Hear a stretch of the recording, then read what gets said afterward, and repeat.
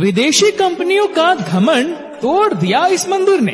विदेशी company Nestle की भारतीय मार्केट में वैल्यू 1,96,000 करोड़ रुपए है। ओएनजीसी की मार्केट कैपिटल 1,76,000 करोड़, एनटीपीसी की मार्केट कैपिटल 1,67,000 करोड़ रुपए, कुल इंडिया लिमिटेड की मार्केट कैपिटल 1,56,000 करोड़ रुपए है। गिनते जाइए दोस्तों, चाहे कितना भी गिनते जाइए, लेकिन किसी भी बड़ी से बड़ी देश या विदेशी कंपनियों की मार्केट कैपिटल इतनी ज्यादा नहीं मिलेगी जितनी इस अकेले मंदिर की कुल संपत्ति आज बैंकों में जमा है। इन कंपनियों के अलावा भारत की बेस्ट ब्लू चिप कंपनी यानी कि ऐसी कंपनियां जो लंबे समय से फाइनेंशियली स्टेबल है, जिनके प्रोडक्ट और सर्विसेज वाइटली एक्सेप्ट किए जाते हैं, जो अभी लंबे समय तक फाइनेंशियल स्टेबल ही रहने वाली है, उनकी भारतीय आवक में मार्केट कैपिटल भी इस अकेले मंदिर की कुल संपत्ति से बहुत पीछे है। लोग इस मंदिर पर इतनी श्रद्धा रखते हैं, इतनी आस्था रखते हैं। लोगों को इस मंदिर पर इतनी आस्था है कि यहाँ लाखों का चढ़ावा चढ़ाते हैं। लोगों द्वारा चढ़ाए गए बाल ही यहाँ लाखों की कीमत में बिक जाते हैं।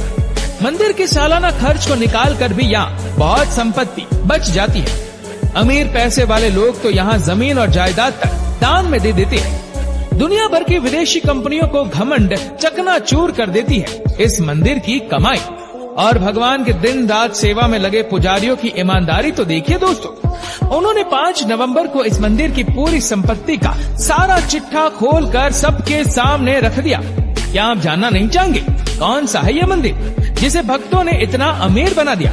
और इस मंदिर की कुल संपत्ति कितनी है? ऐसा क्या खास है इस मंदिर में कि लोग खींचे चले आते हैं, भगवान की लीला को नकार ही नहीं पाते? दोस्तों, अगर आपको इस मंदिर के बारे में जानना है तो आइए हमारे साथ दक्षिण भारत में स्थित आंध्र प्रदेश के तिरुमला में स्थित तिरुपति वेंकटेश्वर मंदिर में।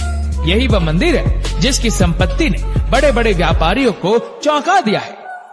दोस्तों, 5 नवंबर को तिरुमला तिरुपति देवस्थानम ने एक श्वेत पत्र जारी किया था। श्वेत पत्र एक ऑफिशियली डॉक्यूमेंट होता है जिसमें किसी मंदिर या संस्था से जुड़ी सभी प्रकार की जानकारी को मेंशन किया जाता है। और टीटीडी इंडिपेंडेंट ट्रस्ट जो तिरुपति वेंकटेश्वर मंदिर का प्रबंधन करता है, उसका संचालन करता है, उसकी फाइनेंस की देखरेख करता है। ऐसे एक श्वेत पत्र में टीटीडी ने मंदिर की कुल संपत्ति के बारे में बताया। टीटीडी के अनुसार मंदिर का लगभग 10.3 टन सोना यानी लगभग 53,000 करोड़ रुपए की कीमत का सोना और 15,938 करोड़ रुपए नकद रुपए नेशनल बैंक में जमा है। और पूरे देश में मंदिर के नाम 960 संपत्ति भी है। संपत्ति और सोने को मिलाकर मंदिर की कुल संपत्ति 2.5 लाख करोड़ रुपए है। ये सुनने के बाद पूरी दुनिया में हलचल मच गई है। पूरे देश में संपत्ति की चर्चा हो रही है। तो इसके अलावा मंदिर की मूर्तियों में और मंदिर परिसर में जो सोना चढ़ा है उसकी कीमत भी अलग है। साथ ही मंदिर की समृद्धि रोकने का तो कोई सवाल ही पैदा नहीं होता। आए दिन लोग यहाँ सोने चांदी और कीमती पत्थरों का चढ़ावा चढ़ा देते हैं। संपत्तियां मंदिर को दान में दे देते हैं। मंदिर में कई कीमती पत्थर भी जड़े हुए हैं। आंध्र प्रदेश के चित्तूर जिले में स्थापित इस मंदिर में हर साल लाखों श्रद्धालु आते हैं। लेकिन ऐसा भी क्या है इस मंदिर में कि यहाँ आने के बाद भक्त अपनी भक्ति को रोक ही नहीं पाते। इस मंदिर को तिरुपति बालाजी के नाम से भी जाना जाता है। बताया जाता है कि यहाँ भगवान विष्णु ने अपने वेंकटेश्वर स्वामी के अवतार में तिरुमला के पास पुष्करणी नामक तालाब के किनारे निवास किया था। मान्यता है कि भगवान विष्णु और महालक्ष्मी आज भी तिरुमला की पहाड़ियों में अपने सजीव रूप में विराजमान है। कहते हैं कि जब भी इस मंदिर में स्थापित भगवान की मूर्ति को देखी जाती है तो ये मूर्ति आश्चर्यजनक रूप से मुस्कुराने लगती है। दोस्तों, ऐसी मूर्ति दुनिया में दूसरी कोई भी नहीं है। इसी भगवान विष्णु की मूर्ति में माँ लक्ष्मी की मूर्ति भी समाहित है। ये मूर्ति कहाँ से आई, किसने ये अनोखी मूर्ति बनाई, ये बात किसी को मालूम नहीं है। कहते हैं कि ये मूर्ति किसी को समुद्र से प्राप्त हुई होगी, क्योंकि इस मूर्ति में समुद्र की लहरों की आवाज सुनाई देती है। मूर्ति पर कान लगाकर सुनने पर ये आवाज आती है। आपको बता दें कि ये मंदिर किसने बनवाया इसके बारे में भी कोई जानकारी नहीं मिली। लेकिन ऐसा माना जाता है कि विजयनगर के राजा ने इस मंदिर का वैभव बढ़ाने के लिए जब जब इस मंदिर में दान किया तब तब उनके राज्यों में बढ़ोतरी हुई। तब से यह मंदिर इसी बात के लिए प्रसिद्ध हो गया कि स्वामी वेंकटेश्वर धन के देवता है। जो भी यहाँ चढ़ावा चढ़ाता है उसके धन में कई गुना वृद्धि हो जाती है। दोस्तों, जैसा कि हमने बताया कि इस मूर्ति में महालक्ष्मी भी समाहित है, तो उस मूर्ति का श्रृंगार भी इस बात को ध्यान में रखकर ही किया जाता है। इस मूर्ति को स्त्री और पुरुष दोनों के वस्त्र पहनाए जाते हैं। मूर्ति को नीचे धोती पहनाई जाती है और उस पर साड़ी पहनाई जाती है। यहाँ की मूर्ति की खास बात एक और भी है। कहते हैं कि इस मूर्ति पर जो बाल है वह असली है, वह कभी उलझते नहीं है। हमेशा वह बाल मुलायम रहते हैं और उनके सजीव होने का एहसास होता है। दोस्तों, ये मूर्ति अपने भक्तों को बड़े ही चमत्कार दिखाती है, जिस कारण इसे सजीव माना जाता है। यदि हम मूर्ति को गर्भगृह से बाहर से देखते हैं तो मूर्ति गर्भगृह में दाईं ओर रखी हुई नजर आती है, और अंदर जाते हुए देखते हैं तो मूर्ति गर्भगृह के बीचों बीच नजर आती है। मंदिर में एक दिया भी है जो हमेशा जलता रहता है। उसमें कभी कोई तेल नहीं डालता, कोई उसे नहीं जलाता, फिर भी ये दिया हमेशा जलता रहता है। ये दिया कब और किसने जलाया ये भी किसी को मालूम नहीं है।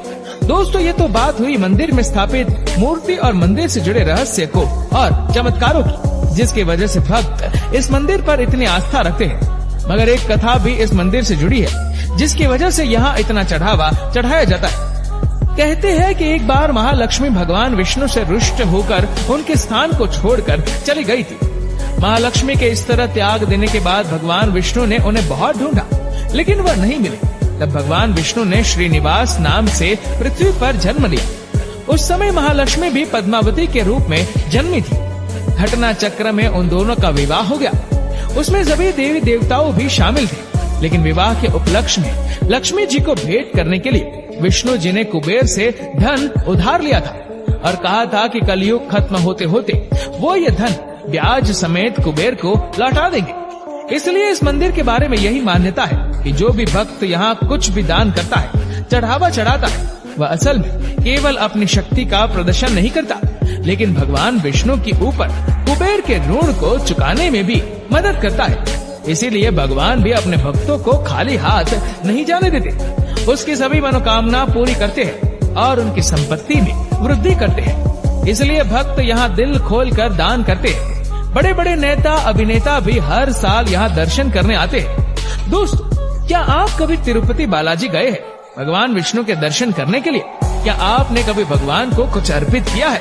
वैसे आप क्या कहेंगे तिरुपति बालाजी की संपत्ति के बारे में? हमें कमेंट करके जरूर बताएगा। और अगर आपको वीडियो अच्छा लगा हो तो इस वीडियो को लाइक करेगा, शेयर करेगा ज्यादा से ज्यादा लोगों तक, और ऐसी ही और भी रोचक जानकारियों के लिए सब्सक्राइब करें हमारे YouTube चैनल को और Facebook पर फॉलो करें हमारे पेज को। धन्यवाद।